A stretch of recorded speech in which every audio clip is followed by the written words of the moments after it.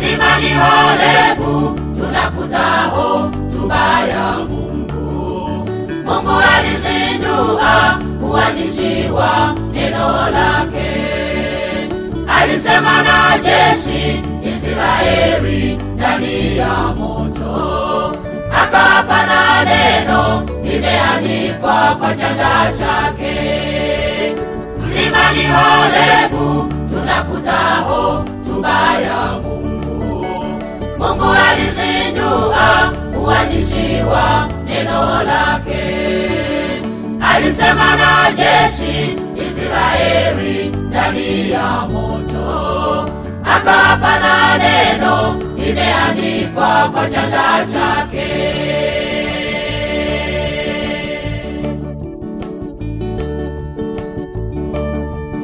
Heri asomaye naye asikiaye maandiko haya, hakika ataokoka. Heri asomaye naye asikiaye maandiko haya, hakika ataokoka.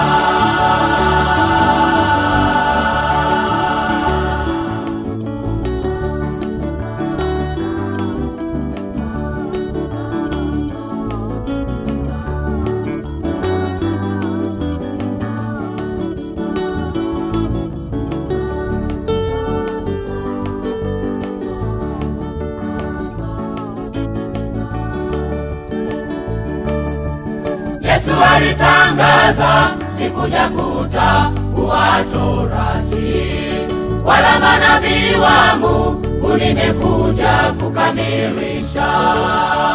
Hata mbingu na nchi zote zipite maneno haya, ni hakuna kabisa hayatatoka hata nukuta. Yesu alitangaza sikuja kutangua Torati wala manabii wa Mungu, nimekuja kukamilisha. Hata mbingu na nchi zote zipite maneno haya, ni hakuna kabisa hayatatoka hata nukuta. Kitabu cha Samueli wa kwanza sura ile ya 17, tutasoma mafungu machache hapo. Heri asomaye naye asikiaye maandiko haya, hakika ataokoka. Heri asomaye naye asikiaye maandiko haya, hakika ataokoka.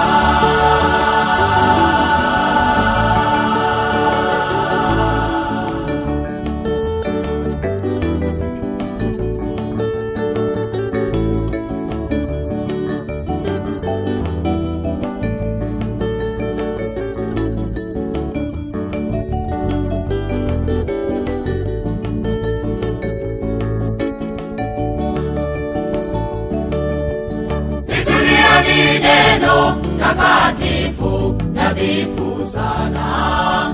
Musa alipokea kwa Mungu Baba huko Horebu. Manabii wengi alisema nao kwa njia nyingi. Yohana alipewa na Mwokozi kule Patimo. Biblia ni neno takatifu nadhifu sana. Musa alipokea kwa Mungu Baba huko Horebu. Manabii wengi alisema nao kwa njia nyingi.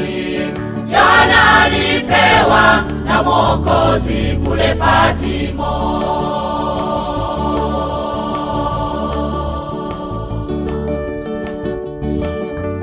Heri asomaye naye asikiaye maandiko haya, hakika ataokoka. Heri asomaye naye asikiaye